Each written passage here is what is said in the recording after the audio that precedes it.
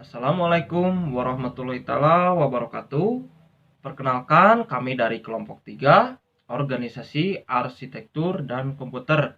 Di sini ada saya selaku pembuka, Albi Budakar Nasyabi, terus ada Katan, terus ada Puput, dan yang terakhir ada Wahyuni.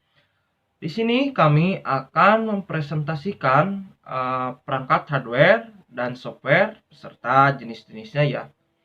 Oke, untuk mengefisiensikan waktu, langsung saja kita ke pembahasan ya. Untuk pertama kali di sini saya akan membahas sebuah hardware ya, salah satunya input device. Input device merupakan alat masukan ya yang berfungsi untuk memasukkan sebuah data dari luar sistem menuju sistem ke dalam komputer ya. Caranya ialah kita cukup masukkan data, langsung diolah oleh memori. Setelah dari memori langsung ke prosesor ya, untuk lebih dimatangkan lagi. Setelah itu kita dapat menerima informasi gitu ya, data yang telah diolah oleh komputer ya. Jenis-jenis dari input device banyak dan bermacam-macam ya. Mungkin di sini saya akan membahas beberapa yang penting-pentingnya saja ya. Oke, untuk pertama dari input device ada mouse ya. Mouse merupakan alat untuk navigasi kita ya, dimana mouse ini akan mengarahkan kita untuk mengklik sebuah program. Ada juga keyboard. Keyboard berfungsi untuk mengetikkan ya data-data kita. Misalkan kita mengetik sebuah data dan informasi yang akan kita olah gitu ya. Di sini keyboard sangat penting ya. Yang ketiga ada joystick ya. Joystick sering dipakai oleh gaming ataupun designing ya. Terus ada webcam. Webcam juga di sini berperan sebagai penangkap gambar ya atau video. Kita akan melihat video-video orang lain itu dengan webcam yang ada di komputernya atau di laptopnya ya. Yang terakhir mungkin ada mikrofon. Mikrofon sama halnya seperti webcam, namun mikrofon di sini tugasnya untuk menangkap audio atau suara kita ya. Jadi suara kita akan terdengar ke orang-orang lain ketika sudah diupload, dan juga kita akan mendengarkan orang lain yang telah diupload ya oleh kita gitu. Kita akan mendengarkannya. Justru dari itu, maka dari itu perangkat input device ini sangat penting sekali ya untuk perangkat komputer gitu. Oke, sistem operasi adalah komponen piranti perangkat lunak dasar yang telah tersistem untuk mengelola sumber daya perangkat keras. Operasi sistem atau sistem operasi dapat menyediakan layanan umum untuk aplikasi dari perangkat lunak. Prosesnya dalam komputer sistem operasi terbagi menjadi 3 bagian ya. Untuk pertama kali, setelah menyalakan sebuah komputer, maka sistem operasi akan mengirimkan sebuah sinyal melalui hard disk untuk menuju ke RAM. Kedua, bagian yang terpenting dari sistem operasi ialah tugasnya untuk berkomunikasi ke hardware, disebut dengan kernel ya.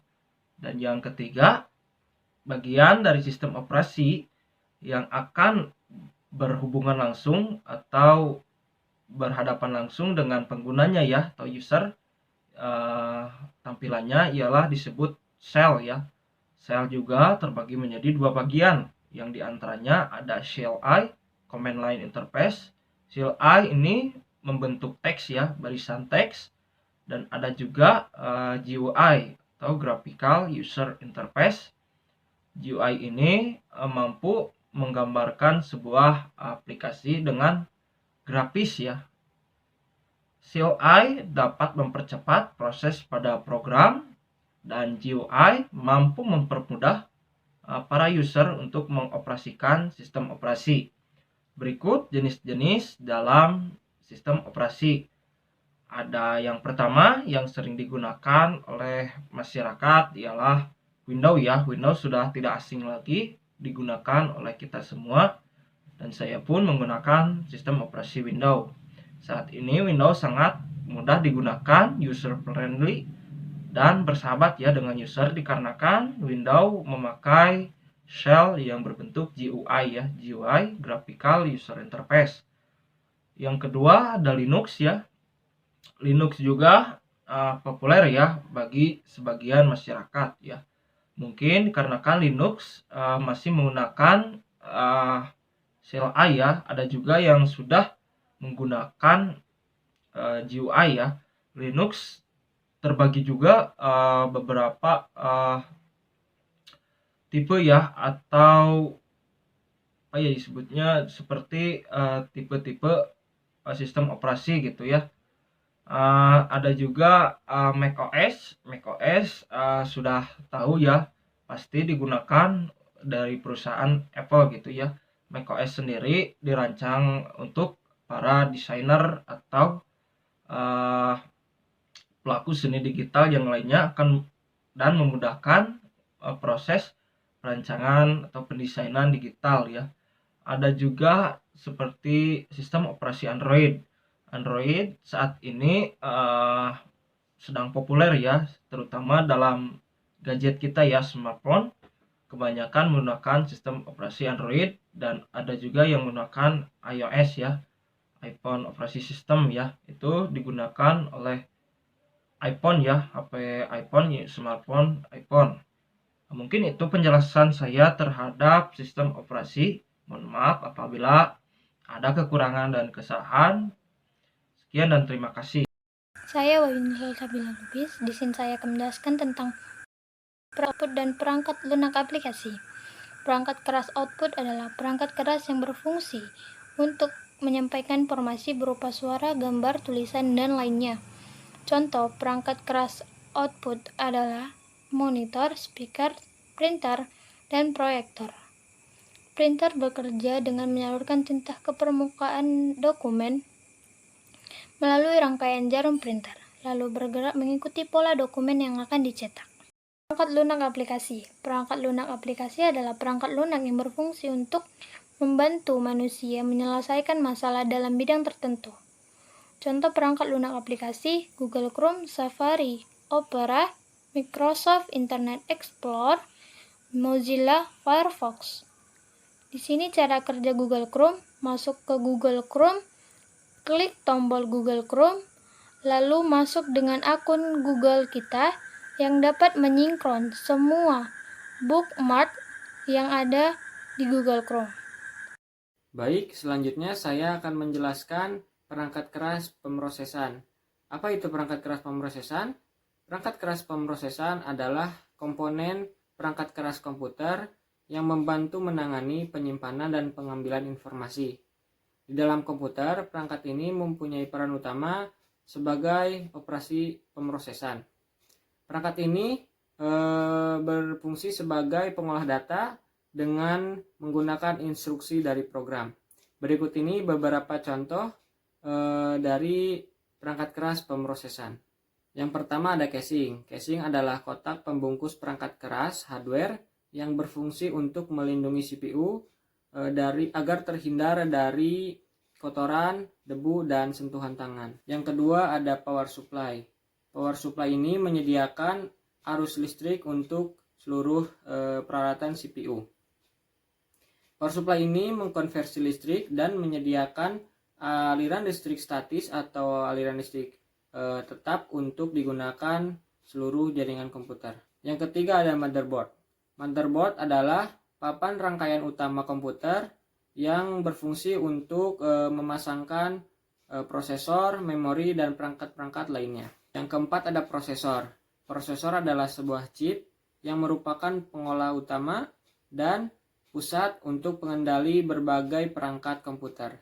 Yang kelima ada memori. Memori adalah alat yang berfungsi untuk mengolah data dan instruksi, serta memori ini berfungsi sebagai media penyimpan informasi. Yang keenam ada VGA card.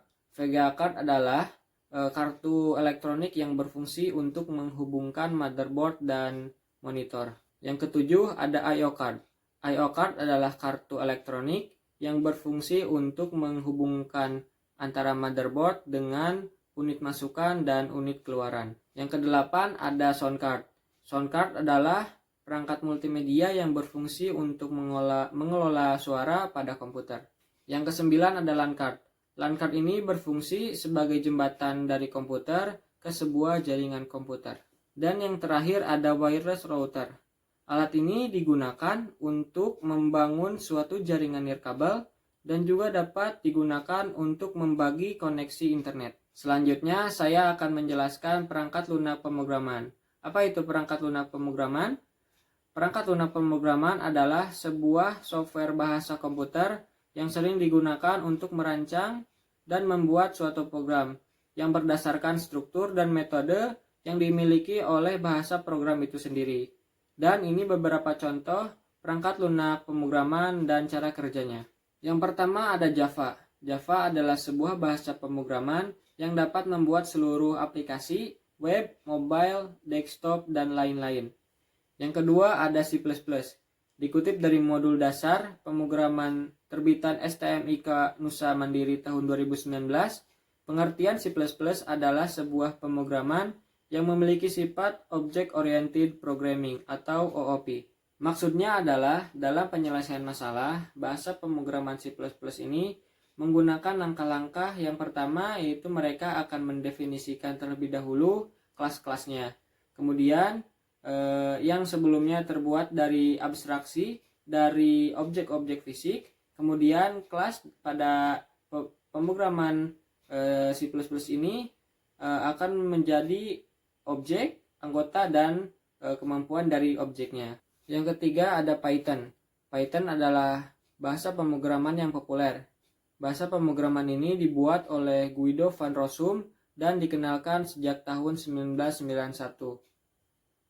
Secara umum, bahasa pemrograman ini digunakan dalam pengembangan website, pengembangan software, matematika, dan sistem scripting. Yang keempat ada PHP. PHP adalah singkatan dari Hypertext Preprocessor, sebuah server-side script yang banyak digunakan untuk mengembangkan suatu website dan biasanya disisipkan ke dalam file HTML. Yang terakhir ada JavaScript. JavaScript adalah bahasa pemrograman yang populer yang digunakan untuk membuat suatu situs dengan konten website yang dinamis. Sekian penjelasan dari saya, mohon maaf bila ada kekurangan. Selanjutnya akan dijelaskan oleh rekan saya. Assalamualaikum warahmatullahi wabarakatuh. Perkenalkan, saya Puput Intan Astriani. Di sini saya akan melanjutkan penjelasan dari kelompok 3. Di sini saya akan menjelaskan tentang hardware perangkat penyimpanan atau storage. Perangkat penyimpanan atau storage ini merupakan salah satu inti dari perangkat komputasi. Storage ini ditunjukkan untuk menyimpan data dan software di komputer kecuali firmware, di mana firmware ini mempunyai ROM yang terpisah dan dikelola juga terpisah. Perangkat penyimpanan bisa menyimpan dan menyalin informasi yang bersifat bisa permanen ataupun sementara, dan bisa berbentuk internal ataupun eksternal pada komputer. Lalu di sini saya akan membahas tentang jenis atau kategorinya, di mana yang saya ketahui itu ada 2 jenis, yaitu primary storage dan secondary storage. Nah, untuk primary storage ini umumnya ukurannya lebih kecil. Perangkat penyimpanan utama ini dirancang untuk menyimpan data yang hanya sementara, dan itu sifatnya internal ke komputer. Nah, untuk secondary storage atau penyimpanan sekunder biasanya mempunyai kapasitas yang lebih besar dan bersifat permanen. Juga penyimpanan sekunder ini dapat berupa internal ataupun eksternal pada komputer. Perangkat penyimpanan ini mempunyai beberapa tipe, seperti penyimpanan magnetik, online atau cloud, penyimpanan optik, solid state, dan paper storage. Untuk contoh perangkat penyimpanan ini yang biasa kita dengar yaitu ada RAM dan ROM. Untuk contoh lainnya dari perangkat penyimpanan atau storage ini seperti hard disk, floppy disk, CD, kartu SD, SSD, kartu memori, super disk, kartu tape, dan CD. Juga masih banyak lainnya. Nah, selanjutnya saya akan menjelaskan tentang perangkat lunak utility. Perangkat lunak utility atau perangkat lunak utilitas merupakan perangkat lunak komputer yang dirancang untuk membantu proses analisis, konfigurasi, optimasi, dan membantu pengolahan sebuah komputer atau sistem. Perangkat utility adalah program-program. Dalam hal ini saya mengambil contoh di Windows, memiliki kegunaan yang besar untuk berbagai macam kebutuhan, contohnya sistem tools, notepad, Windows Media Player, games, dan lain-lainnya. Untuk jenis utility software itu antara lain antivirus, file management utilities, backup utilities, dan perangkat lunak sejenis lainnya. Perangkat lunak utilities ini softwarenya pasti berupa pemeriksa disk, editor disk, partisi disk, pemformat disk, penganalisis ruang disk, dan sebagainya. Mungkin cukup sekian yang bisa saya jelaskan untuk perangkat penyimpanan dan perangkat lunak utilities. Mohon maaf jika masih banyak kesalahan. Sekian dan terima kasih. Itulah video penjelasan dari kelompok 3. Mohon maaf jika masih banyak kesalahan dan terima kasih. Wassalamualaikum warahmatullahi wabarakatuh.